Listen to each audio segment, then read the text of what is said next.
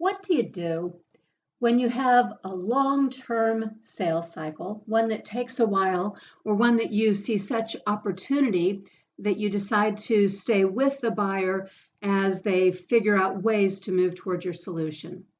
What do you do in those situations when the buyer really needs you?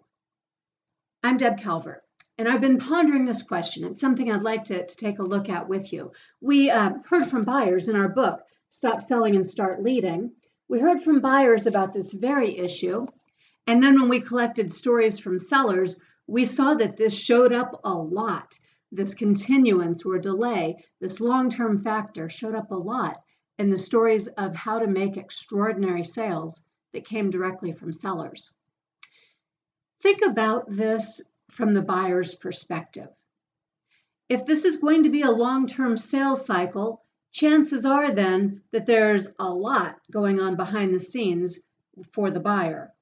There are other commitments that have to be unraveled. There are internal partners, whether it be other departments or other decision influencers, some sort of partnerships inside that have to be negotiated and navigated so that everybody gets on the same page. There might need to be system-wide changes, which involves training people across all the departments and making sure that all the handoffs will happen smoothly without too much disruption. Whatever it is that plays into that longer-term sales cycle, what this means is that your buyer is going to be encountering challenges along the way. There will be times when that buyer feels discouraged. Times when the buyer is wondering, is this even worth it? Times when the buyer will need to rely on you, the salesperson, who's never yet seen a dime of commission come through and who has plenty of other things to worry about to keep the top of the funnel filled and to keep customers satisfied. So what do you do? What do you do to make sure that you support that buyer through those efforts so they won't feel abandoned, so they won't determine that, it's just not worth it. You're not somebody that I can trust or someone I can rely on the way I thought I could.